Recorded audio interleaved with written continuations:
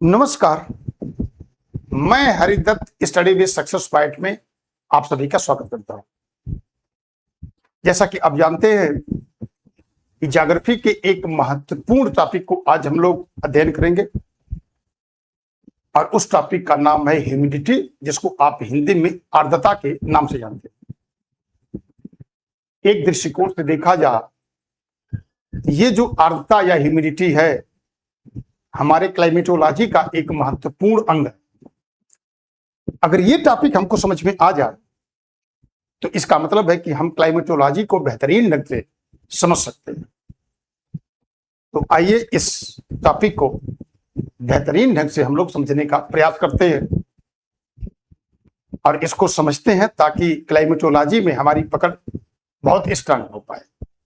तो टॉपिक आप सभी लोग डाल लीजिए, आर्द्रता या ह्यूमिडिटी। आर्द्रता, इसी को अंग्रेजी में ह्यूमिडिटी के नाम से जानते हैं। सबसे मौलिक सवाल है या पहला प्रश्न आपसे क्या बन सकता है कि ह्यूमिडिटी कहते किसको, यानी इसकी डिफिनीशन क्या है? तो इसकी डिफिनीशन या इसकी परिभाषा में आप कह सकते हैं amount of water vapour in air, यानी इसका मतलब है amount of water vapour in air. यानी इसका मतलब है कि हिंदी में क्या कह सकते हैं, हवा में उपस्थित जलवाष्प की मात्रा को, हवा में उपस्थित जलवाष्प की मात्रा को, जलवाष्प की मात्रा को आर्द्रता के नाम से जानते हैं। आर्द्रता के नाम से जानते हैं, यानी इसका मतलब है कि इस एयर मास में, हवा में उपस्थित जितनी जलवाष्प की मात्रा होगी, जितनी नमी होगी, उसी को आप आर्द्रता के नाम से जानें। दूसरा महत्वपूर्ण सवाल आपसे क्या हो सकता? दूसरा महत्वपूर्ण सवाल यह हो सकता है कि इस वायुमंडल में नमी कहां से आती है, यानी इसका कारण क्या है? वायुमंडल में इस जलवाष्प की मात्रा कहां से आती है, वाटर वेपर कहां से आती है? तो दूसरे अगर प्रश्न का जवाब हम लोग दें तो दो सबसे महत्वपूर्ण ऐसे कारक माने जाते हैं जो कि आपकी हवा में उपस्थित जो जलवाष्प है वो वहां से आता है। अगर हम कारण की चर्चा करें, केच की बात करें, तो आप कहेंगे कि इसके दो कारण। एक है आप कहेंगे इवेपोरेशन, इवेपोरेशन के बारे में, यानी जिसको आप हिंदी में वाष्पीकरण कहते हैं। इसका मतलब है कि जब सूरज निकलता है, जब सूर्योदय होता है, तो हमारी पृथ्वी पर वाटर बॉडी बहुत अधिक है और जब उस पर सूरज की किरणें पड़ती हैं तो पड़ने के बाद पानी वाष्प बन के हमारे वायुमंडल में जाता है और एक बहुत बड़ी मात्रा आप कहेंगे इससे पानी सूरज के विकिरण से इवेपोरेट होता है और जाकर के वायुमंडल में आपको मिल जाता है और वहीं से आप देखते हैं कि हमारे इस वायुमंडल को नमी आपको प्राप्त होती है। दूसरा कारण क्या हो सकता है, जिसको आप ट्रांसपिटेशन कहते हैं, जिसको आप ट्रांसपिटेशन के नाम से जानते हैं। इस ट्रांसपिटेशन का मतलब क्या होता है, जिसको आप वाष्पोत्सर्जन कहते हैं। यानी इसका मतलब यह है कि आपके पृथ्वी पर व्यापक पैमाने पर अगर आप देखेंगे तो पेड़ पौधे और वनस्पतियां, और ये पेड़ पौधे और वनस्पतियां अपने भोजन को बनाने के लिए वाष्पोत्सर्जन की क्रिया करना पड़ता है उनको, और जब वो वनस्पतियां वाष्पोत्सर्जन की प्रक्रिया के परिणाम स्वरूप जब जल की बूंदों को वायुमंडल में भेजते हैं तो उससे भी आप कहेंगे कि हमारी वायुमंडल को यह आर्द्रता प्राप्त होती है। तो अगर आपसे सवाल पूछे कि आर्द्रता कहां से आती है, तो ये दो मेन फैक्टर को आप बता सकते हैं। कभी कभी कमीशन में जो सवाल पूछता है वो आपसे पूछ देता है कि इसके मापने का पैमाना क्या होता है, यानी आपको उसके पैमाने की चर्चा आपसे करता है, आपसे पूछता है कि किससे मापते हैं। कमीशन को जानकारी है आप कहां पर गलती करेंगे, उसमें दोनों देता है, हाइग्रोमीटर भी देता है और हाइड्रोमीटर देता है। और पेपर में देख करके आप लोग परेशान हो जाते हैं, पढ़ा तो है मैंने, पता नहीं हाइग्रोमीटर है कि हाइड्रोमीटर है। तो कमीशन को इस बात का पता है, तो मैं चाहता हूं कि इस शंका का समाधान भी आप लोगों को यहीं पर आपको कर दिया जाए। इसका मतलब है कि जब आर्द्रता आप नापते हैं तो इसका जो पैमाना होता है जिसको आप कहते हैं हाइग्रोमीटर, हाइग्रोमीटर यानी जिससे आप ह्यूमिडिटी को मापते हैं, जिससे आप ह्यूमिडिटी को आप मापते हैं, उसको आप हाइग्रोमीटर के नाम से जानते हैं, नॉट हाइड्रोमीटर। अब चूंकि मैंने चर्चा किया है तो मैं चाहता हूं कि आपको हाइड्रोमीटर को भी बता दूं। अगर मान लीजिए कि आपको हाइड्रोमीटर दिया है, हाइड्रोमीटर अगर आपके उसमें दिया तो आप कहेंगे इससे लिक्विडिटी को मापते हैं, जिसको आप हिंदी में तरलता कहते हैं।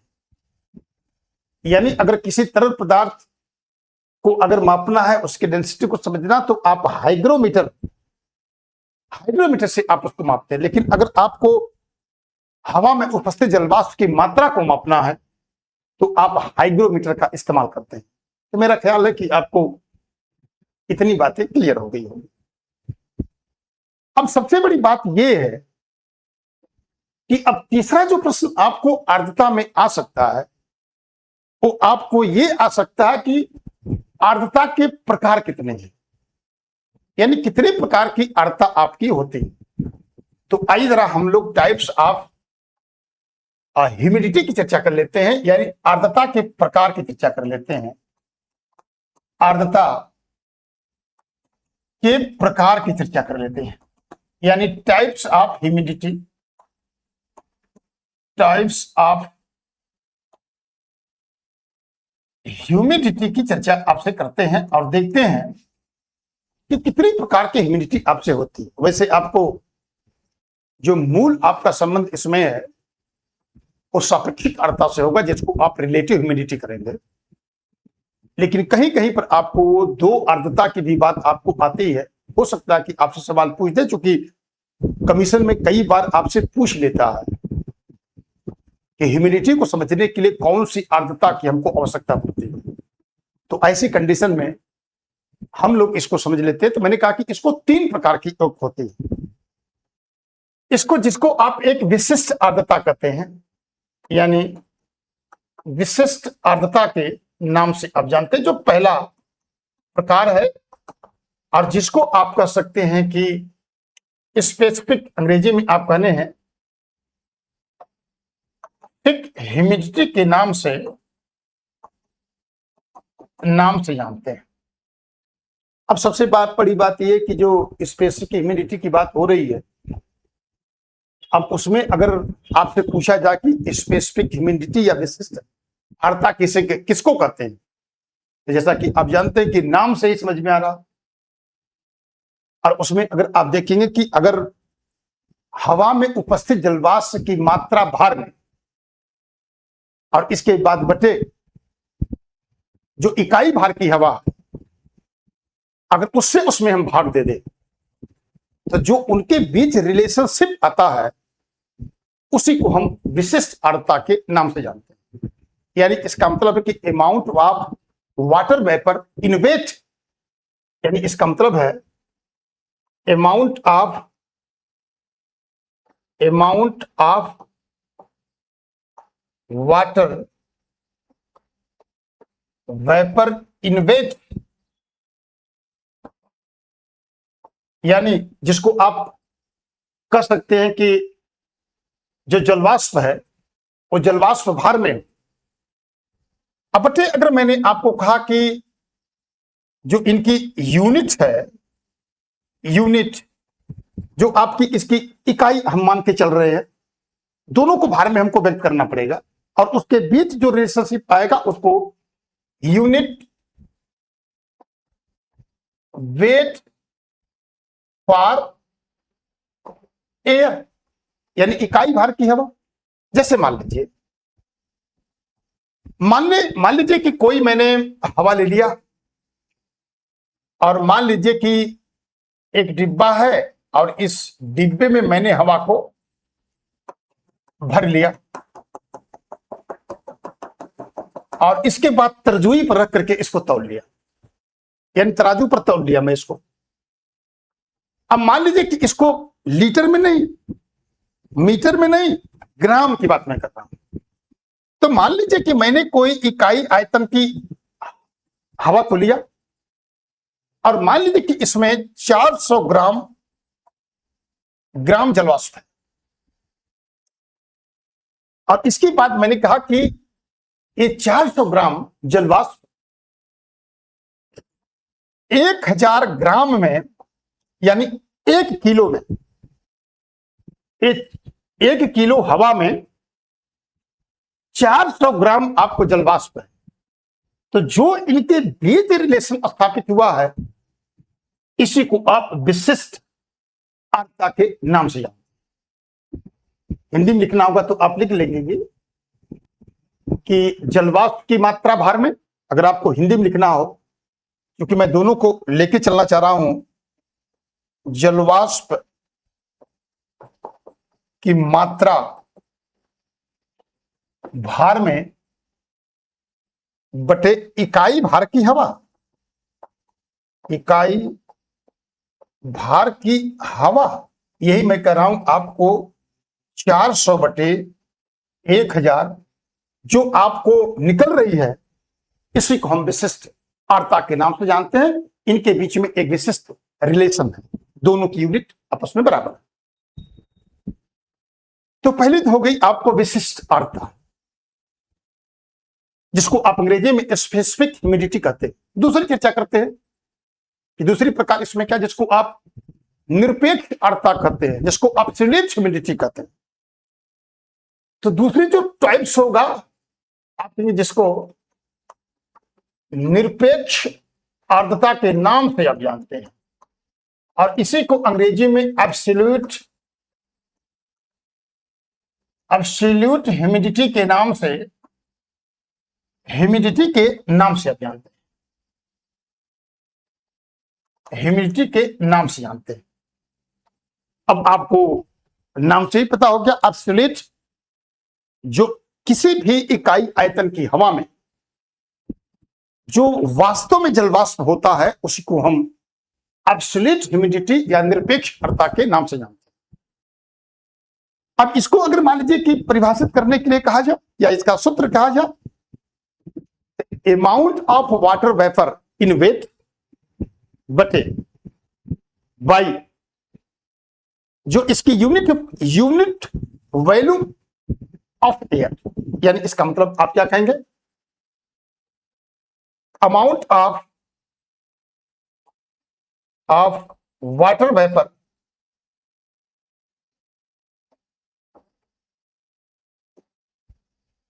इन वेट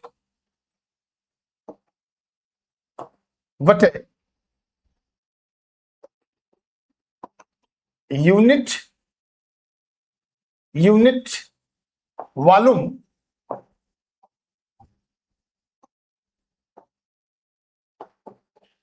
इन एयर। यानी मतलब क्या, मतलब सीधा कि जो मैंने हवा लिया था, अब मान लीजिए कि कोई 1 घन मीटर का मैंने डिब्बा ले लिया, और 1 घन मीटर के डिब्बे में, अब देखिए वहां पर यूनिट क्या थे, वहां पर आपकी जो यूनिट थी वो आपकी थी ग्राम में।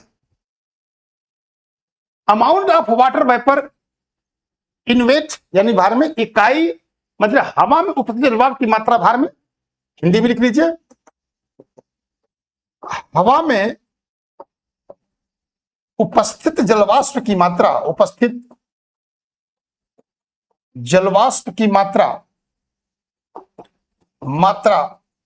भार में बटे इकाई आयतन की हवा, इकाई आयतन की हवा। यानी इसका मतलब यह है कि मैंने 1 घन मीटर को हवा को लिया है और उस हवा में मान लीजिए कि हम उस वाटर वेपर को 400 रखते हैं, तो 400 ग्राम अब बटे आप कह सकते हैं कि 1 घन मीटर, यानी ये जो डिब्बा आपका है 1 मीटर लंबा है, 1 मीटर चौड़ा है और 1 मीटर ऊंचा है। तो जब ये रिलेशनशिप हम स्थापित करते हैं तो उसको अगर आप कहेंगे उसी को एब्सोल्यूट ह्यूमिडिटी के नाम से जानते हैं। तो मेरा ख्याल है कि यहां तक हमको दूसरी बात समझ में आ गई। अब जो तीसरी बात है जिसको आप सापेक्ष आर्द्रता, जिसको आप रिलेटिव ह्यूमिडिटी के नाम से हम जानते हैं, जो तीसरी टाइप्स है उसी को हमको विस्तार से पढ़ना है। और उसी को विस्तार से अगर हम लोग पढ़ लें तो इसका मतलब है कि जो ह्यूमिडिटी का चैप्टर हमारा है उसको हम बहुत बेहतरीन ढंग से समझ सकते हैं। तो आइए अब उनको हम लोग समझने का प्रयास करते हैं और देखते हैं कि जो तीसरी पॉइंट आपकी, जिसको आप सापेक्ष आर्द्रता के नाम से जानते हैं, तीसरा जो प्रकार जिसको आप सापेक्ष आर्द्रता के नाम से जानते हैं, जिसको आप रिलेटिव ह्यूमिडिटी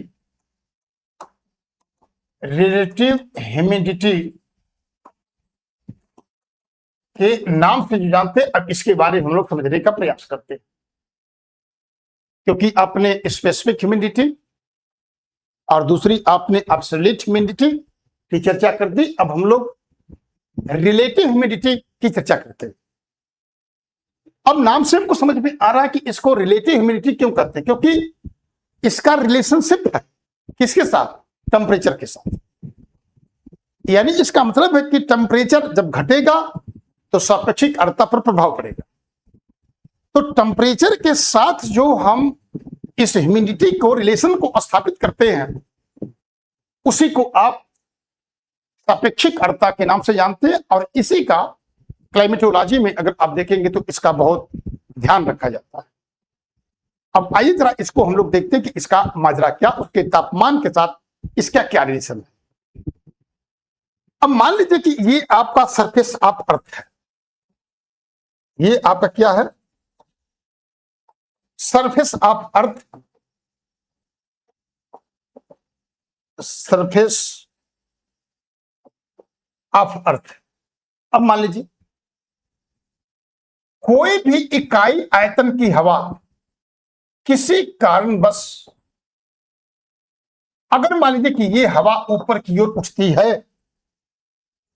ये हवा धीरे धीरे ठंडी होती है हमारे वायुमंडल में, और जैसे जैसे ये हवा ऊपर की तरफ उठेगी और उठने के बाद ये हवा जब ठंडी होती है तो इसमें अधिकतम जलवाष्प रखने की क्षमता आप कहेंगे घटेगी। इसका मतलब है कि रिलेटिव ह्यूमिडिटी और टेम्परेचर के बीच अगर आप देखेंगे तो आप कहेंगे इनके बीच में व्युत्क्रमानुपाती संबंध होता है। सापेक्षिक आर्द्रता की बात मैं कर रहा हूं, लेकिन याद रखिएगा कि जो एब्सोल्यूट ह्यूमिडिटी होगी, यानी इसका मतलब जब कोई इकाई आयतन की हवा ऊपर के उठेगी, टेम्परेचर बढ़ाएंगे तो जलवाष्प रखने की क्षमता बढ़ेगी, और अगर तापमान घटाएंगे तो जलवाष्प रखने की क्षमता घटेगी।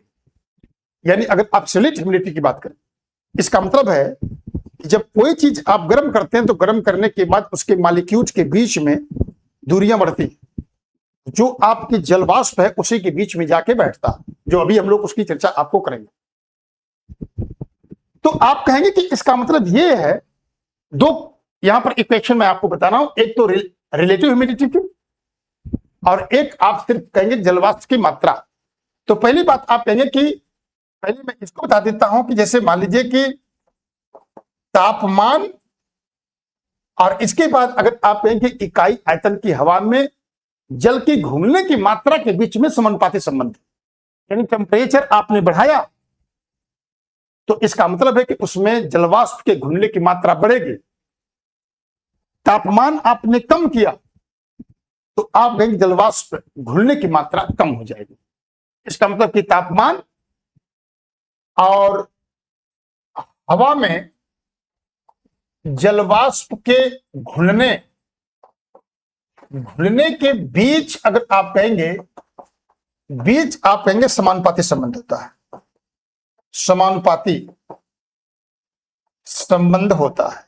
यानी हवा गर्म, उसमें जलवाष्प अधिक घुलेगा, अगर आप कहेंगे ठंडा तो जलवाष्प कम घुलेगा। तो इसका मतलब है कि पहली बात आपको यहां तक क्लियर हो गई होगी। अब मान लीजिए कोई इकाई आयतन की हवा अगर आपके सरफेस ऑफ अर्थ से, पृथ्वी से ऊपर की तरफ उठती है, उठने के बाद आप कहेंगे वो ठंडी होगी। इसका मतलब उसके अंदर अब ठंडी तापमान गिर रहा है, तो इसका मतलब जलवाष्प रखने की क्षमता घट जाएगी, लेकिन सापेक्ष आर्द्रता बढ़ जाएगी, जिसकी चर्चा मैं थोड़ी बाद में अभी करूंगा। पहले ये हम लोग समझ लेते हैं। सैचुरेटेड विंड के बारे में पहले चर्चा कर देता हूं आपसे। तो इसका मतलब जलवाष्प के घुलने की जो मात्रा है तापमान के प्रोपोर्शनल होता है। तापमान बढ़ाए तो हवा के घुलने की मात्रा बढ़ेगी, तापमान घटाए तो जलवाष्प के घुलने की मात्रा घट जाएगी।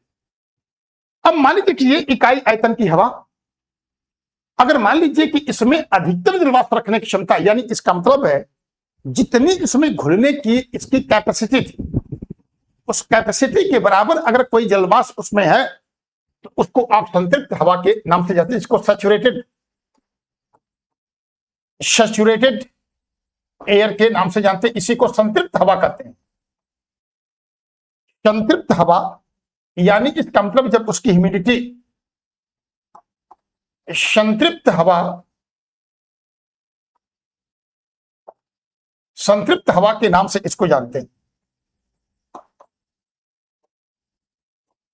हवा के नाम से। यानी इसकी रिलेटिव ह्यूमिडिटी RH बराबर अगर 100%, एकदम बिल्कुल, अब उसमें एक बूंद भी जल नहीं घुलेगा, तो ऐसी हवा को हम लोग सैचुरेटेड एयर के नाम से, सैचुरेटेड विंड के नाम से हम इसको जानते हैं। इसका मतलब है कि अब 100% लबालब, अब इससे अगर एक भी बूंद पानी इसके अंदर गया तो अब इसका मतलब आपकी वर्षा शुरू हो जाएगी, यानी बिल्कुल भरी हुई। और मैंने आपको बताया कि अगर आपसे पूछे कि सापेक्षिक आर्द्रता, रिलेटिव ह्यूमिडिटी और टेम्परेचर के बीच में क्या संबंध होता है, तो आप कहेंगे इन्वर्जन प्रोपोर्शनल होता है, जिसको आप कहेंगे कि व्युत्क्रमानुपाती संबंध होता है। देखिए यहां पर क्या, घुलने की मात्रा के बीच में समानुपाती और रिलेटिव ह्यूमिडिटी के बीच में क्या होगा, आप कहेंगे इन्वर्जन प्रोपोर्शनल होगा। यानी इसका मतलब है रिलेटिव ह्यूमिडिटी और तापमान के बीच अगर आप देखेंगे, बीच आप कहेंगे क्रमानुपाती संबंध होता है, व्युत्क्रमानुपाती संबंध होता है, जिसको आप इन्वर्जन प्रोपोर्शनल कहते हैं, इन्वर्जनली प्रोपोर्शनल कहते हैं आप। तो मेरा ख्याल है कि यहां तक आप लोगों की मेरी बात समझ में आ गई होगी कि इसका मतलब है कि तापमान बढ़ाने पर हवा में जलवाष्प घुलने की मात्रा बढ़ेगी, कम करने पर घटेगी। लेकिन अगर आपको रिलेटिव ह्यूमिडिटी की चर्चा अगर आपसे करे तो आप ये कह सकते हैं कि उसके बीच में, तापमान के बीच में आप कहेंगे कि उल्टा होता। अगर तापमान आपने घटाया तो सापेक्षिक आर्द्रता बढ़ जाएगी, तापमान आपने बढ़ाया तो सापेक्षिक आर्द्रता कम हो जाएगी। अब कभी कभी आपसे जब पेपर आप पढ़ते होंगे तो पेपर में पर डे आप देखेंगे कि ह्यूमिडिटी आपको लिखी जाती है पेपर में, कि आज के इस शहर के, जैसे दिल्ली शहर में हम लोग हैं, जब पेपर आप मंगाएंगे तो दिल्ली शहर में आपको बताता कि आज की ह्यूमिडिटी है। अब मान लीजिए कहीं कोने में पेपर में आपको लिखा है कि आज की दिल्ली 2 उसमें देता है, सुबह का भी शाम को देता है, मान लीजिए। अब अगर मान लीजिए रिलेटिव ह्यूमिडिटी बढ़ी हुई है तो इसका मतलब है कि आपको तुरंत समझ लेना है पेपर से कि इसका मतलब ये रात की ह्यूमिडिटी की हम चर्चा कर रहे थे, क्योंकि रात में टेम्परेचर गिरेगा तो रिलेटिव ह्यूमिडिटी बढ़ जाएगी, दिन में टेम्परेचर अधिक हो जाएगा तो इसका मतलब रिलेटिव ह्यूमिडिटी कम हो जाएगी। तो कभी कभी आपको परसेंटेज निकालने के लिए आपसे पूछते हैं, तो आइए जरा इसके सूत्र को हम लोग देख लेते हैं, ताकि अगर आपको मौसम का पूर्वानुमान लगाने के लिए कहा जाए, इंटरव्यू में मान लीजिए कभी कभी आपसे सवाल यहां से पूछ लेते हैं यूपीएससी और स्टेट कमीशन में, कि मान लीजिए कि हमारे इस वायुमंडल की टेम्परेचर इतना है, आप हमको बताइए कि जलवाष्प ये है, तो बताइए कि वर्तमान में रिलेटिव ह्यूमिडिटी क्या हो सकती है। तो ऐसे प्रश्नों से बचने के लिए हम लोग इसको समझ लेते हैं एक फिगर के माध्यम से, ताकि किसी प्रकार की दिक्कत हमें और आपको इसको लेकर के ना। मान लीजिए कि मैंने आपको बताया ये सरफेस ऑफ अर्थ है, सरफेस ऑफ ये आपका अर्थ है, और जैसा कि आप जानते हैं हम वायुमंडल में जैसे जैसे ऊपर की ओर जाते हैं वैसे वैसे हमारा तापमान कम होता है। इसका मतलब है कि पृथ्वी की सतह पर जब कोई इकाई आयतन की हवा है, इस इकाई आयतन की हवा में इसका टेम्परेचर अधिक होगा। मान लीजिए हम मान के चलते हैं, इसमें वेपर अगर आप कहेंगे, मान लीजिए कि 10 ग्राम है, और टेम्परेचर अगर आप कहेंगे, टेम्परेचर मान लीजिए कि 40 डिग्री सेल्सियस है। अब आपसे हम पूछे कि इसकी रिलेटिव ह्यूमिडिटी क्या होगी, तो आप कहेंगे कि रिलेटिव ह्यूमिडिटी बराबर, यानी जो आप कहेंगे कि जलवाष्प की मात्रा जो भार में थी वो बटे तापमान और गुणे 100। इसका मतलब क्या कि रिलेटिव ह्यूमिडिटी कितनी होगी, आप कहेंगे 25%, 25%। अब मान लीजिए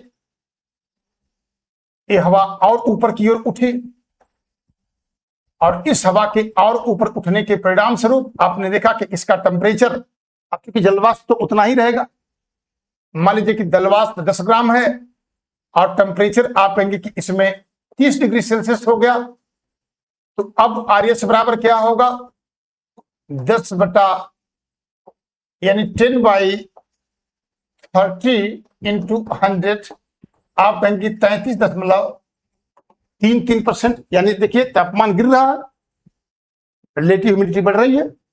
अब हवा और ऊपर की तरफ उठी, और मान लीजिए कि और ऊपर उठी और हवा यहां पर पहुंची, और यहां पर तापमान अगर आप देखेंगे कि जलवाष्प की मात्रा वही रहेगी।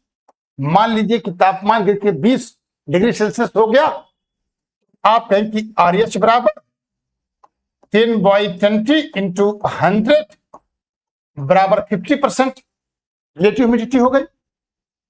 और जब ये हवा और ऊपर उठी, और ऊपर उठने के बाद इसका टेम्परेचर और गिरा, और इस समय टेम्परेचर भी 10 हो गया, और इसके बाद जलवाष्प की मात्रा तो 10 है ही, तो आप कहें कि यहां पर रिलेटिव ह्यूमिडिटी बराबर क्या हो गया, 10/10 इंटू 100 बराबर 100। इसका मतलब क्या हुआ, इसका मतलब सीधा हुआ, अब ये हवा अगर आप कहेंगे कि यहां पर आकर के अपने रिलेटिव ह्यूमिडिटी को, सापेक्षिक आर्द्रता को 100% इसने प्राप्त कर लिया।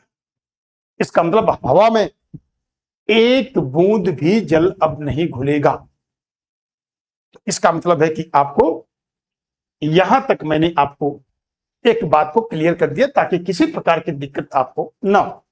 तो अगर कभी निकालने के लिए आपको मौका दे, तो आपके पास सूत्र हो, आपके पास ज्ञान हो, आपके पास तर्क हो, और उस तर्क और ज्ञान के आधार पर उसके रिलेटिव ह्यूमिडिटी को निकाल करके आप बता पाए, क्योंकि पूरा कंसंट्रेशन हमारा इसी पर है। ये हमको समझ में आ गया, तो इसका मतलब है कि हम अच्छे से क्लाइमेटोलॉजी को हम बेहतरीन ढंग से समझ सकते हैं। तो मेरा ख्याल है कि आप लोगों को यहां तक मेरी बात समझ में आपको आ गई। अब आइए थोड़ा आपको और आगे लेके चलते हैं। अब मान लीजिए कि अगर आपके दिमाग में ये आए कि मान लीजिए कि इकाई आयतन की हवा जब ऊपर की ओर उठती है, तो जब कभी भी आप चक्रवात पढ़ेंगे, वर्षा पढ़ेंगे, या इकाई आयतन के उठने वाली हवा को पढ़ेंगे, या ओला पढ़ेंगे, या ओस पढ़ेंगे, या कुछ भी पढ़ेंगे, तो कई बार आपको आपके ज्योग्राफी में एडियाबेटिक रेट ऑफ कूलिंग एक शब्द आता है। थोड़ा उसको पहले समझ लेते हैं, फिर इसके बाद आपको थोड़ा उसका भी विभाजन हम लोग करेंगे, देखेंगे कि कैसे कैसे ये प्रक्रिया आपकी संपन्न होती है। अब मान लीजिए कि ये सरफेस ऑफ अर्थ है और यहां से कोई इकाई आयतन की हवा जब ऊपर की ओर उठती है तो मैंने आपको बताया कि इस ऊपर उठने वाली इकाई आयतन की हवा ठंडी होती, टेम्परेचर गिरेगा। अब सबसे बड़ी बात है कि जब इकाई आयतन की हवा जब पृथ्वी की सतह से ऊपर की ओर उठती है तो इस ऊपर उठने वाली हवा जिस दर से ठंडा होती है उसी को हम ज्योग्राफी की भाषा में रुद्धोष्म में ठंडा होने की दर के नाम से जानते हैं। यानी इसका मतलब है कि जो इकाई आयतन की हवा है, आप कहेंगे कि जिस दर से एक ठंडी होती है उसी को एडियाबेटिक रेट ऑफ कूलिंग कहते हैं, या इसी को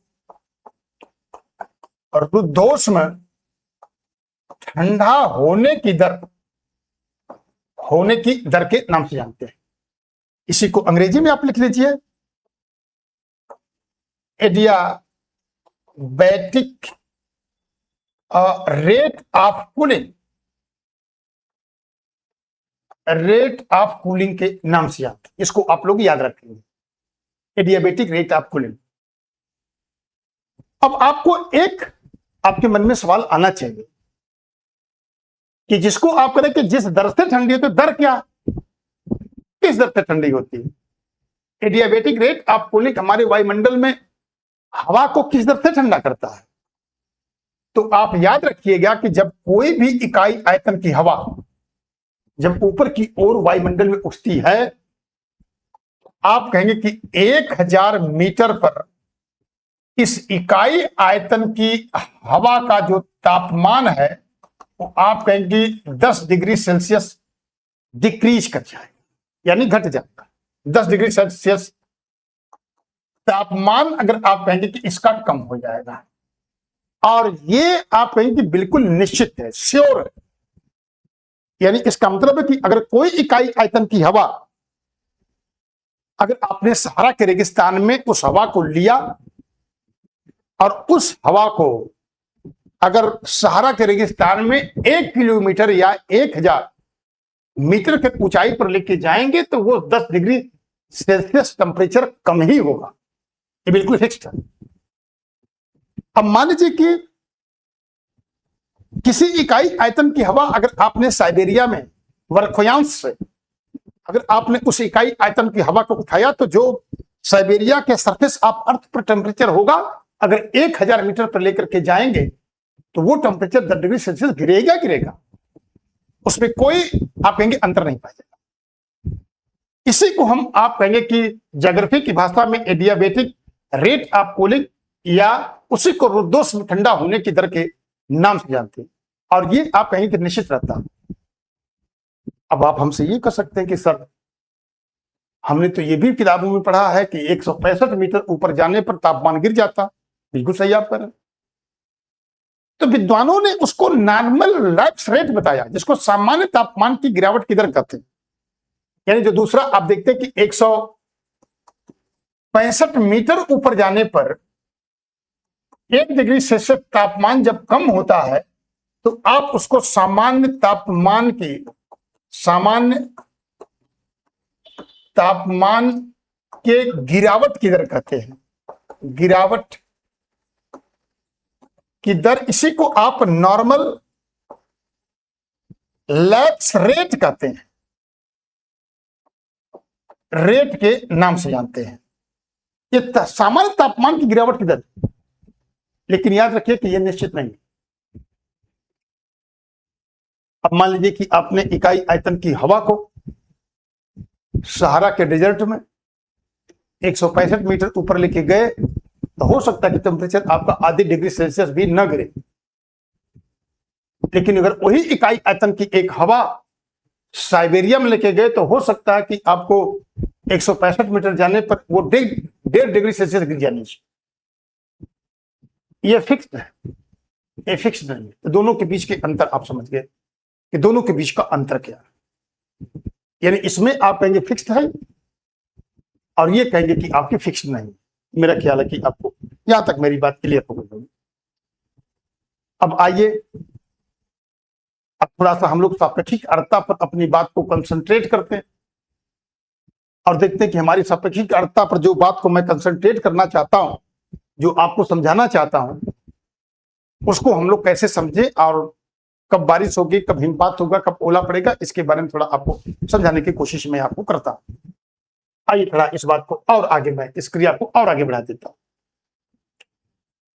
मैंने आपको ये बताया कि जब कोई इकाई आयतन की हवा पृथ्वी की सतह से जब ऊपर उठती है तो आपको मैंने ये बताया कि उसका तापमान वायुमंडल में गिरता है। क्षोभ मंडल में जब ऊपर जाएंगे तो गिरेगा तापमान, और तापमान के गिरने के बाद आपने देखा कि सापेक्षिक आर्द्रता क्या होगी, आप कहेंगे कि सापेक्षिक आर्द्रता बढ़ जाएगी। ये बात हमारी पहले क्लियर हो गई थी। अब मान लीजिए, ये तो हमको मालूम होगा कि सापेक्षिक आर्द्रता बढ़ जाती है। अब मान लीजिए कि कोई हमने इकाई आयतन की हवा को लिया और इस इकाई आयतन की हवा को हम वायुमंडल में पृथ्वी की सतह से ऊपर की ओर लेकर के गए, और इसमें ये जलवाष्प है और ये हवा हर 2 में ठंडा होने की दर से घट रही है, उसकी तापमान गिर रहा है, उसकी सापेक्षिक आर्द्रता बढ़ रही है। अब मान लीजिए, मान लेते हैं कि एक समय तो ऐसा आपका आएगा ना कि एक ऐसे स्थान पर यह हवा पहुंच जाएगी जहां पर आप कह रहे हैं कि इसकी सापेक्षिक आर्द्रता बढ़ करके 100% हो जाएगी। यानी यही इकाई आयतन की हवा इतना ऊपर उठ गई है कि अब यहां पर मान लीजिए कि यहां पर रिलेटिव ह्यूमिडिटी मान लीजिए कि 50% थी। अब इसका मतलब इस रिलेटिव ह्यूमिडिटी को अगर आप देखेंगे, एक समय ऐसा आएगा कि इस बिंदु पर हमने देखा कि रिलेटिव ह्यूमिडिटी आपको 100% हो गई, तापमान गिर गया, रिलेटिव ह्यूमिडिटी 100% हो गई। तो इसका मतलब है कि ये इकाई आयतन की हवा हमारे वायुमंडल में जिस बिंदु पर इस इकाई आयतन की हवा रिलेटिव ह्यूमिडिटी बढ़ के 100% होती है, इसी को ज्योग्राफी की भाषा में आप ड्यू पॉइंट के नाम से आप जानते हैं। ये ड्यू पॉइंट क्या चीज होता है, जिसको आप कहते हैं कि उष्णांक बिंदु, इसी को आप उष्णांक बिंदु के नाम से आप जानते हैं, ड्यू पॉइंट। जहां पर आप इकाई आयतन की हवा ऊपर उठ करके अपने रिलेटिव ह्यूमिडिटी को 100% प्राप्त करती है, उसको हम ड्यू पॉइंट के नाम से जानते हैं, और उसी को हिंदी में उष्णांक बिंदु के नाम से जानते हैं। तो कभी कभी आपसे सवाल ये पूछ लेते हैं हम कि उष्णांक बिंदु क्या है, ड्यू पॉइंट क्या है। आप कहेंगे कि इकाई आयतन की वह बिंदु जहां पर अपनी सापेक्षिक आर्द्रता वो 100% को प्राप्त करती है, उसी को हम ड्यू पॉइंट या उष्णांक बिंदु के नाम से जानते हैं। अब इसका मतलब है कि आपको ये बात समझ में आ गई कि जो एक तो हमने 2 में ठंडा होने की दर पढ़ा, दूसरा हमने तापमान और इसके बाद सापेक्षिक आर्द्रता के बीच के संबंध को पढ़ा। अब हमको यह पढ़ना है कि जो उष्णांक बिंदु हमने पढ़ा, अब इसको पढ़ लिया। अब इसका मतलब ये तो है नहीं कि हवा यहीं पर आकर के रुक जाएगी, हवा इससे भी ऊपर उठेगी, क्योंकि हवा को तो आप कहेंगे कि वर्षा करवानी है। अब मान लीजिए एक अगले पॉइंट में हम लोग थोड़ा कंडेंसेशन को समझ लेते हैं, जिसको आप संघनन कहते हैं। तो मान लीजिए कि कोई इकाई आयतन की हवा है, अब वो आप कहें कि यहां पर आपकी इसने आप कहेंगे इसको ये इसकी ड्यू पॉइंट है, ड्यू पॉइंट है, ये उष्णांक बिंदु है जहां पर उसकी रिलेटिव ह्यूमिडिटी RH आप कहेंगे कि 100% हो गया। अब इसका मतलब ये इकाई आयतन की हवा और ऊपर उठेगी। अब इसका मतलब कि जब यहां से और ऊपर उठेगी, ये हवा उठेगी, तो इसका मतलब है कि अब आप कहेंगे जो उसमें एक्चुअल, जिसको आप एब्सोल्यूट ह्यूमिडिटी कर रहे थे, यानी जो अधिकतम जलवाष्प रखने की क्षमता है, अब आप कहेंगे कि वो घट जाए। अब इसका मतलब कि जो उसमें जलवाष्प उपस्थित है, यानी रिलेटिव ह्यूमिडिटी आप कहेंगे कि 100% से ऊपर हो जाएगी। अब मान लीजिए कि यहां पर अगर आप कहेंगे कि रिलेटिव ह्यूमिडिटी आप कहेंगे 125% हो गई, यानी 25% और बढ़ गई। इसका मतलब है कि इससे जब ऊपर उठेगी हवा तो आप कहें कि यहीं पर संघनन की प्रक्रिया, जिसको आप अंग्रेजी में कंडेंसेशन कहते हैं, कंडेंसेशन की प्रक्रिया प्रोसेस प्रारंभ हो जाएगी। यानी इसका मतलब यह है कि इकाई आयतन की हवा जब ऊपर की ओर बढ़ती है तो ऊपर की ओर बढ़ने के बाद हवा का तापमान और अधिक कम होता है, सापेक्षिक आर्द्रता और बढ़ जाती है, और सापेक्षिक आर्द्रता और अधिक बढ़ने के परिणाम स्वरूप आप कहेंगे अब इसमें संघनन या कंडेंसेशन की प्रक्रिया प्रारंभ हो जाएगी। इसका मतलब है कि उस हवा में उपस्थित जलवाष्प जल की बूंदों के रूप में संघनित होकर के और पृथ्वी की सतह पर गिरना प्रारंभ कर देंगे। तब आप कहते हैं कि वर्षा। इसका मतलब है कि हवा वर्षा कब करवाएगी? जब आप कहेंगे कि अपने ड्यू पॉइंट से ऊपर उठेगी, और ड्यू पॉइंट से ऊपर उठने के बाद अब आप कहेंगे जब उसकी रिलेटिव ह्यूमिडिटी 100% से ऊपर होगी तो जितने परसेंट उसकी रिलेटिव ह्यूमिडिटी बढ़ेगी तो उसमें उपस्थित जलवाष्प जल की बूंदों के रूप में संघनित होकर के और आप कहेंगे कि वो पृथ्वी की सतह पर गिरना प्रारंभ होते हैं, तब आप कहेंगे कि वर्षा हो रही। तो इसका मतलब है कि अब आप वर्षा के रहस्य को, जो मिस्ट्री थी, उस मिस्ट्री को आप समझ गए। अब आइए थोड़ा सा एक चर्चा और आपको कर देते हैं। जब ज्योग्राफी हम लोग पढ़ते हैं या आप पढ़ते हैं तो दो तत्व उसमें, जो अभी मैं आपको रुद्धोष्म ठंडा होने की दर में आपको पढ़ा रहा था, उसमें दो नाम और आता है। एक तो आता है आपको dry adiabatic rate of cooling, और एक आता है wet adiabatic rate of cooling, या इसी को moisture adiabatic rate of cooling कहते हैं। अब इनके बीच क्या अंतर होता है, इसको समझ लेते हैं। अब मान लीजिए कि पहली बात यह है कि मान लीजिए कोई इकाई आयतन की हवा है, और यह इकाई आयतन की हवा ऊपर की ओर उठी, और ऊपर की ओर उठने के बाद आप कहेंगे कि ये आपका इसका ड्यू पॉइंट है। इसका मतलब है कि यहां से यहां तक जब हवा उठती है, ऊपर उठती है, और यहां पर जब ठंडी होती है, तो आप कहेंगे कि अपने ड्यू पॉइंट तक प्राप्त करने में जिस दर से ठंडी होती है, इसी को dry adiabatic rate of cooling कहते हैं। इसी को आप कहेंगे शुष्क रुद्धोष्म ठंडा होने की दर, शुष्क रुद्धोष्म ठंडा होने की दर, या इसी को dry adiabatic rate of cooling के नाम से जानते हैं। इसको शुष्क रुद्धोष्म ठंडा होने की दर के यूपीएससी में ज्यादा इस प्रकार के पचड़े खड़ा करते हैं, क्योंकि आपके ज्ञान को तौलने की कोशिश करते हैं वो। तो हम अपने उस ज्ञान से उनको उत्तर देने के लिए सक्षम हो, इसलिए हमको गहराई से हर बात का पता होना चाहिए। इसका मतलब इसको dry adiabatic rate of cooling कहते हैं। और मैंने आपको बताया कि ये क्या निश्चित है। मैंने कहा कि इसमें जो ठंडा होने की दर है वो बिल्कुल निश्चित है। क्या आपने देखा, आपने कहा कि साहब इसमें 1000 मीटर पे जब हम जाते हैं, 1000 मीटर पे आप जाते हैं तो टेम्परेचर 10 डिग्री सेल्सियस डिक्रीज कर जाएगा, गिर जाएगा। और आप कहें कि चाहे हम सहारा के रेगिस्तान पर, सहारा डिजर्ट पर जाएं, चाहे हम साइबेरिया के बर्फोयांश से जाएं, कहीं पर जाएं, आप कहें कि यह निश्चित है, इसमें कोई अंतर आपको नहीं पाएगा। और 10 डिग्री सेल्सियस जब आपने 1000 मीटर यानी 1 किलोमीटर की ऊंचाई को आपने प्राप्त किया, तो निश्चित रूप से आपका ये टेम्परेचर गिरेगा ही गिरेगा 10 डिग्री सेल्सियस, ये श्योर।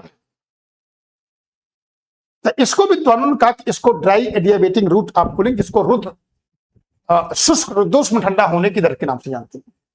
ड्यू पॉइंट को आप कहें कि हवा ने प्राप्त कर लिया। अब यहां से जब ऊपर की ओर हवा जाएगी, तो यहां से ऊपर जाने के बाद आप करें कि हवा और ठंडी हो रही है, यहां से जाने के बाद हवा करें कि और, यानी हवा के तापमान और डिक्रीज कर रही है। अब इसका मतलब मैंने आपको बताया कि यहां से कंडेंसेशन शुरू हो जाएगा। जितने परसेंट आपको कहेंगे कि सापेक्षिक आर्द्रता बढ़ेगी, उतने परसेंट जलवाष्प उसमें से बाहर निकल करके वर्षा के रूप में आपको जाएंगे। तो विद्वानों ने यह कहा कि ड्यू पॉइंट से लेकर के अब इसके ऊपर जितनी हवा ऊपर जाएगी और जिस रेत से ठंडी होगी, उसी को अगर आप कहेंगे इसको आर्द्र रुद्धोष्म ठंडा होने की दर, आर्द्र रुद्धोष्म ठंडा होने की दर या इसी को आप wet adiabatic rate of cooling के नाम से जानते हैं। इसका मतलब है कि जो तापमान गिरेगा, जिस दर से गिरता है, तो विद्वानों ने दोनों के बीच के अंतर, जैसे जब परिवार बड़ा हो जाता है, आप देखते हैं कि परिवार में विभाजन होता है। विद्वानों ने देखा कि भाई इनकी विशेषताओं में अंतर है। परिवार में विखंडन कब होता है? जब एक आदमी को गलतफहमी हो जाती है कि मैं पैसा ज्यादा कमाता हूं, अपनी रिस्पॉन्सिबिलिटी को छोड़ना चाहता हूं। अब देखिए कि यहां तक तो इसकी विशेषताएं कुछ अलग थी, यहां के बाद विशेषता पूरी अलग हो जाएगी। अभी उसको मैं समझा रहा हूं आपको। यह निश्चित है, 1000 मीटर पे आप जाएंगे तो आपका तापमान 10 डिग्री सेल्सियस गिरेगा ही गिरेगा। लेकिन यहां से अगर आप जाएंगे, जब हवा ऊपर की ओर जाती है और ठंडी होती, जो तापमान इसका गिरता है, वो तापमान गिरावट की दर निश्चित नहीं होती। आप कहेंगे कि ये तापमान गिरावट की दर निश्चित है, यानी इसमें आप कहेंगे कि तापमान का जो गिरावट की दर है, गिरावट की दर कहेंगे कि अनिश्चित है। यानी इसका मतलब है कि अब ड्यू पॉइंट के नीचे जो हवा फॉलो कर रही थी 10 डिग्री सेल्सियस टेम्परेचर का, अब इसको ये फॉलो नहीं कर रही। यानी इसका मतलब है कि अब इकाई आयतन की ऊपर उठने वाली हवा के ठंडा होने की दर भिन्न भिन्न स्थानों पर भिन्न भिन्न होगी। यानी इसका मतलब है कि अब ये निश्चित इसमें नहीं है, अब अलग अलग होंगे। अब आपके मन में तो कौतूहल बन गया होगा कि भाई ऐसा क्यों है? हवा वही है, वायुमंडल हमारा वही है। तो कृपया अब यही बात ये भी क्लियर आप कर दीजिए कि ऐसा क्यों है। भाई यहां तक हवा की विशेषता कुछ आपको अलग दिखाई दे रही है, यहां से ऊपर की ओर उठने पर हवा की विशेषता कुछ और दिखाई दे रही है। तो सर कृपया ये भी क्लियर कर दीजिए आप कि ऐसा क्यों हो रहा। तो अगर ऐसा आपसे कोई पूछे कि ऐसा क्यों हो रहा है, तो आप कहेंगे कि जो इकाई आयतन की हवा, देखिए यहां तक उसने बारिश नहीं करवाया, इसके बाद उसने बारिश कराना शुरू कर दिया। तो बारिश शुरू कराने के बाद जब इकाई आयतन की हवा ड्यू पॉइंट से ऊपर की ओर उठती है और ठंडी होती है, तो जो तापमान की गिरावट की दर तो अलग अलग स्थान पर, अब जैसे मान लीजिए कि तेजी से ठंडा हुई तो सापेक्षिक आर्द्रता तेजी से बढ़ जाएगी और उसके अंदर की जो जलवाष्प है वो संघनित होकर के जल की बूंदों के रूप में कहीं पृथ्वी पर गिर जाएगी। तो पानी में होती है गुप्त उष्मा, संघनन की गुप्त उष्मा। अब मान लीजिए एक डिब्बा आपने लिया और डिब्बा लेने के बाद उस पानी को संघनित होकर के अगर आपने उसको क्या किया कि उसके जलवाष्प को आपने नीचे गिरा दिया, तो जो उस पानी की गुप्त उष्मा होगी वो गुप्त उष्मा शेष पानी में जाकर के घुल जाएगी। तो जब शेष पानी में घुलेगी और अलग अलग क्षेत्र पर अलग अलग बारिश करवाएंगे, तो वही जो संघनन की गुप्त उष्मा है, तो संघनन की गुप्त उष्मा इस जलवाष्प में, इस हवा में घुलने से, यानी इस हवा में घुल जाएगी, तो उस टेम्परेचर, उस रेशियो से, क्योंकि वर्षा करवाने वाली हवा भिन्न भिन्न स्थानों पर भिन्न भिन्न वर्षा करवा रही है, इसलिए टेम्परेचर आप कहेंगे कि इस रेशियो में नहीं गिरेगा, क्योंकि यहां संपीड़नात्मक कार्य हो रहे हैं। तो यहां तो भाई ठीक है, यहां बारिश हो नहीं रही है और जितनी भी घट रही है उसमें उष्मा घुलती चली जा रही है, तो टेम्परेचर निश्चित यहां पे है। लेकिन यहां पर अलग अलग बारिश हो रही है, तो जो उसके जब जितना पानी निकलेगा उसकी गुप्त उष्मा भी अलग अलग होगी। तो जब अलग अलग होगी तो इसका मतलब है कि आप कहेंगे कि जो कंडेंसेशन की गुप्त उष्मा है, उस कंडेंसेशन की गुप्त उष्मा की वजह से ऐसा होता है, यानी तापमान की गिरावट की दर निश्चित नहीं होती। इधर आप लिख लीजिए, आप लिखे कि संघनन के गुप्त उष्मा के कारण, संघनन की गुप्त उष्मा के कारण आप कहेंगे तापमान गिरावट की दर, मान गिरावट की दर निश्चित नहीं होती है। आप इसको लिख लीजिए, निश्चित नहीं होती। तो इसका मतलब अब आपको दो चीजें यहां पर और क्लियर हो गई कि इसका मतलब है कि ये क्यों ऐसा होता है, क्या कारण है। अब एक आपके मन में सवाल आना चाहिए, खैर ये वर्षा का हिस्सा है नहीं, लेकिन फिर भी आपको समझा दिया जाए कि कब ये इकाई आयतन की हवा आपकी वर्षा करवाएगी, कब ये इकाई आयतन की हवा आपको जो है कि हिमपात करवाएगी। थोड़ा इस पर थोड़ा हम लोग चर्चा कर लेते हैं और देखते हैं कि क्यों ऐसा होगा। अब मान लीजिए कि कोई इकाई आयतन की हवा है जो क्षोभ मंडल में आपको ऊपर की ओर उठ रही है, ऊपर की ओर इकाई आयतन की हवा उठी, और उठने के बाद आपने कहा कि अगर मान लीजिए कि अपने ड्यू पॉइंट को इसने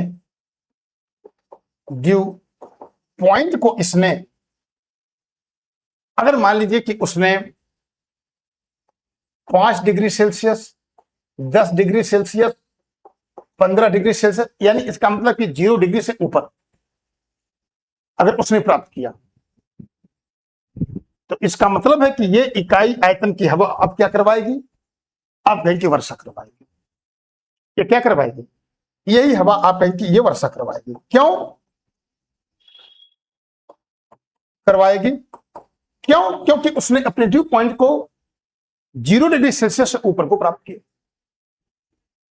लेकिन मान लीजिए कि ये इकाई आयतन की हवा इतना ऊपर उठ गई कि मान लीजिए कि उसने अपने ड्यू पॉइंट को 0 डिग्री सेल्सियस से आप कहें कि नीचे, ड्यू पॉइंट को आप कह लीजिए कि 0 डिग्री सेल्सियस से नीचे प्राप्त किया। मान लीजिए कि 0 पर प्राप्त किया, -2 डिग्री सेल्सियस, -5 डिग्री सेल्सियस, क्या होगा? तब तो ये जो ड्यू पॉइंट को प्राप्त किया वो तो आप कहेंगे कि वो तो पानी रह ही नहीं गया। जैसे ही उसकी संघनन होगा वैसे आप कहेंगे कि वो बर्फ में बदल जाएगी।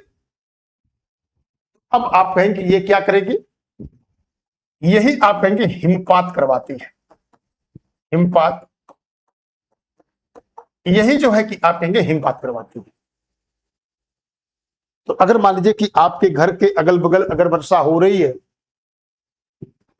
और वो जल की बूंदों के रूप में नहीं हो रही है, जिसको आप कहते हैं कि पत्थर पड़ना, अगर पत्थर पड़ने की कॉन्सेप्ट अगर आपको समझ में आ रहा है तो आपको तुरंत समझ जाना चाहिए कि इसका मतलब है कि ये हवा, इकाई आयतन की हवा जो उसने प्राप्त किया अपने ड्यू पॉइंट को और 0 डिग्री सेल्सियस से नीचे प्राप्त किया है। खैर आगे जब कभी हम लोग मौका मिलेगा, जब हिमपात की चर्चा मैं करूंगा तो आपको वहां पर बताऊंगा कि जब आप कभी भी, जैसे जब कोई इकाई आयतन की हवा बहुत तेजी से ऊपर बढ़ती है, तो कभी आप हिमपात हो तो उसके पत्थर को आप उठाएंगे तो दबाएंगे तो ऊपर की चीजें बतासा की तरफ फूट जाएगी। एक इसका न्यूक्लियस होता है, बात की बात है। इन दोनों के बीच का बात आपको क्लियर हो गई कि इसका मतलब है कि अब आप, मुझे लग रहा है कि आर्द्रता बेहतरीन ढंग से समझ में आ गई होगी। अब एक इसमें और चीज बची हुई जिसको आपको समझना बहुत जरूरी है। यानी इसका मतलब ये है जो factors effect and relative humidity, यानी सापेक्षिक आर्द्रता को प्रभावित करने वाले कारक क्या क्या। तो अगली टॉपिक में आप चर्चा कर लीजिए कि factors affective relative humidity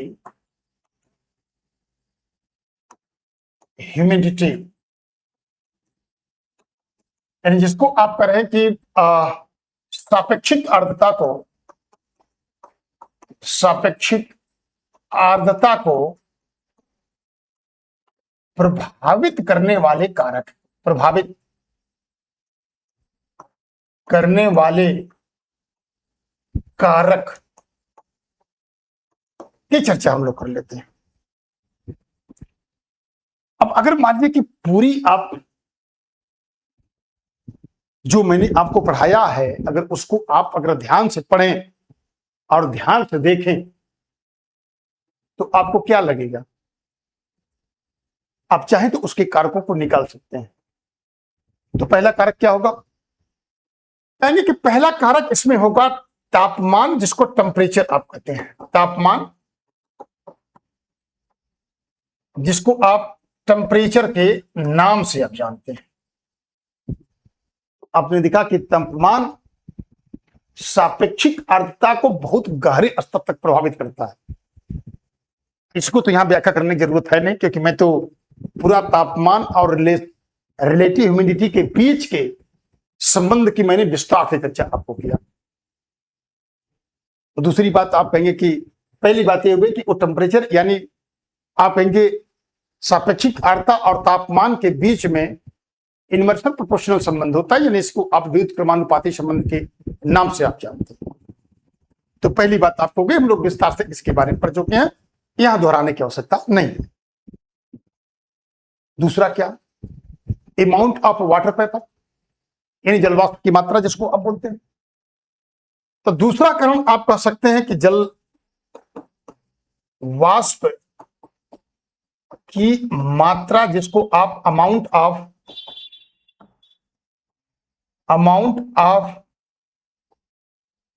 water vapour के नाम से आप जानते हैं। यानी इसका मतलब यह है कि जो हमारे वायुमंडल में, जैसे मान लीजिए कि सूरज की जब किरणें पड़ती हैं या वाष्प, जैसे आप देखते हैं ना कि बड़ी ग्लोबल वार्मिंग की बहुत बात चलती है। यानी इसका मतलब है कि आप पेड़ों को काट करके जो वाष्पोत्सर्जन की क्रिया, जिसको ट्रांसपिटेशन कहते रहे थे, उस चक्र को, उस साइकिल को आप प्रभावित कर रहे हैं। जलवाष्प की मात्रा कम ज्यादा हो रही है। मान लीजिए कि अदर फैक्टर्स भी इसमें कारक है। तो इसका मतलब कि जो जलवाष्प की मात्रा है, वो जलवाष्प की मात्रा भी अगर आप कहेंगे कि उसको सापेक्षिक आर्द्रता को प्रभावित करती है। तीसरी आप कहेंगे कि समुद्र से तट की दूरी, यानी डिस्टेंस ऑफ सी। तीसरा कारक आप कह सकते हैं कि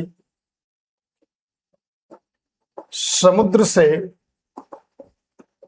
दूरी, यानी डिस्टेंस फ्रॉम द सी।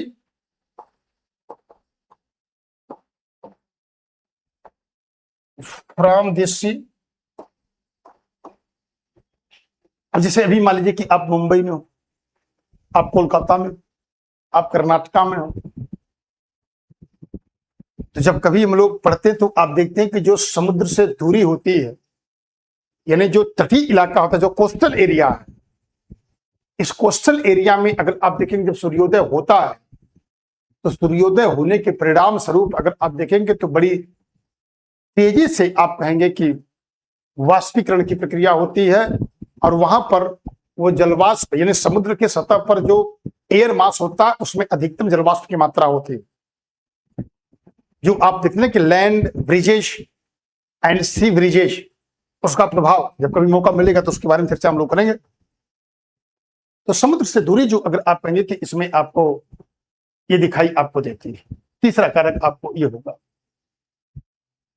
चौथा कारक आपसे क्या हो सकता है जिसको आप चौथे कारक के रूप में आप एल्टीट्यूड कर सकते हैं। एल्टीट्यूड आप कर सकते हैं जिसको आप ऊंचाई कहते हैं। इधर मैं लिख देता हूं, यानी ऊंचाई जिसको आप एल्टीट्यूड कर रहे हैं।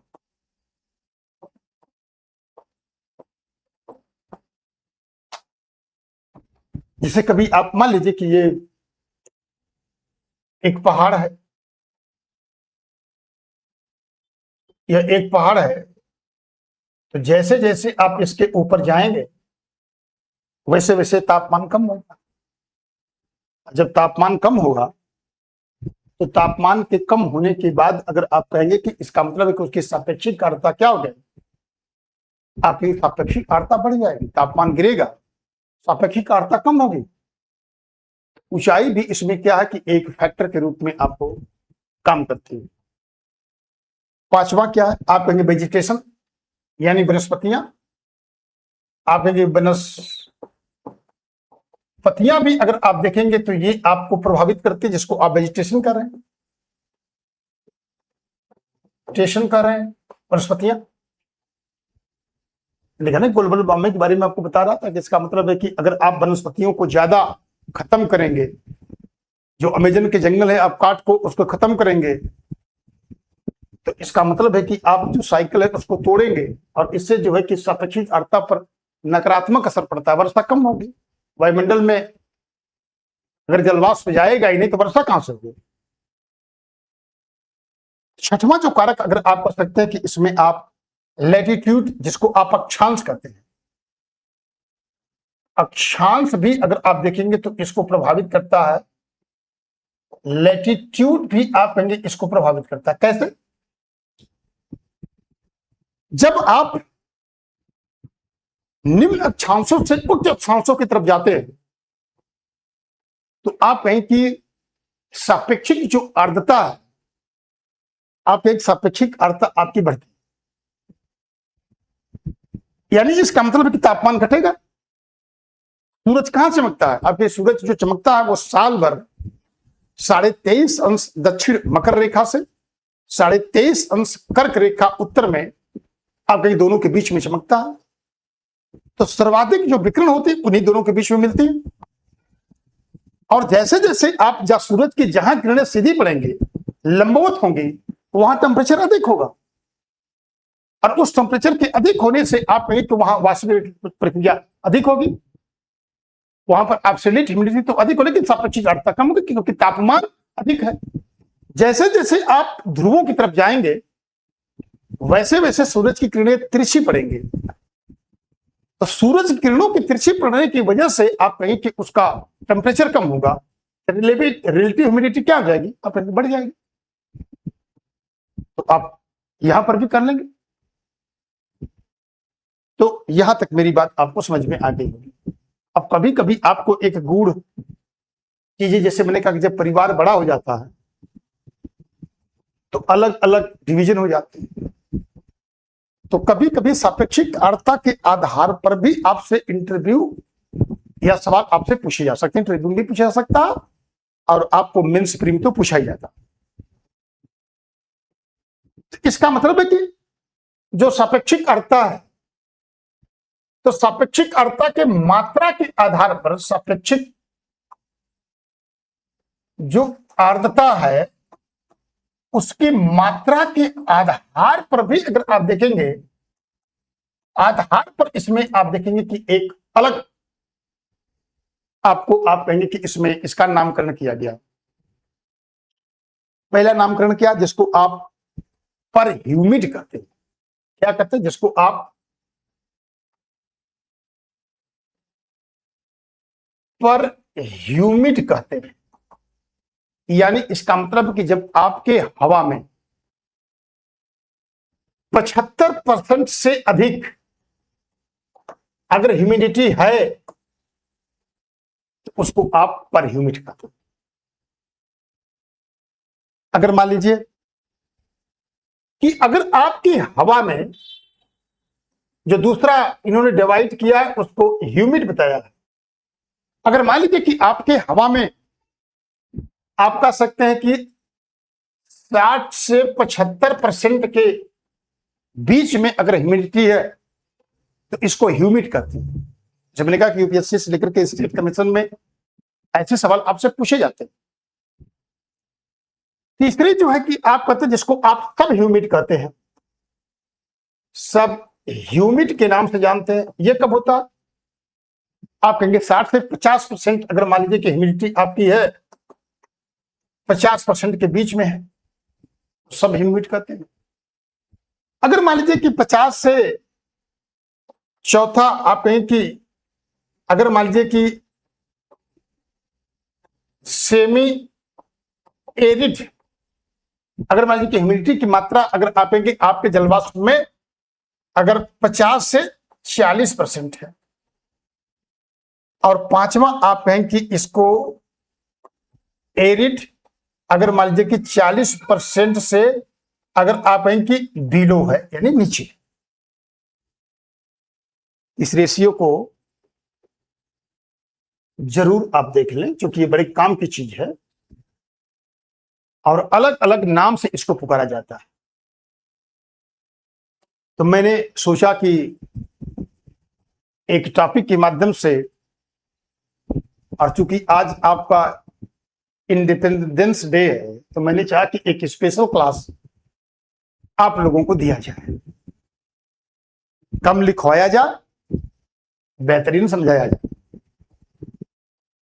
तो मेरा ख्याल है कि इस क्लास में बड़ी मजा आपको आएगी अगर क्लास आप अच्छे से देख लें और देखने के बाद अपना क्वेश्चन आप लेकर के सिर्फ आदरता से, अभी तो बहुत चीजें बाकी हैं लेकिन सिर्फ आदरता से को अगर आप समझना चाहें ह्यूमिडिटी को, तो मुझे लग रहा है कि मैं लगभग सारे पॉइंट्स को मैंने टच कर लिया। और उसमें आप अगर इसको कायदे से देख लेते हैं तो मुझे लगता है कि कोई ऐसा प्रश्न नहीं होगा जो आपको न समझे। तो मैं आप लोगों से आशा करता हूं इस वीडियो को देखने के बाद कि आप लोग ग्रुप्स में अलग अलग लोगों को शेयर करेंगे ताकि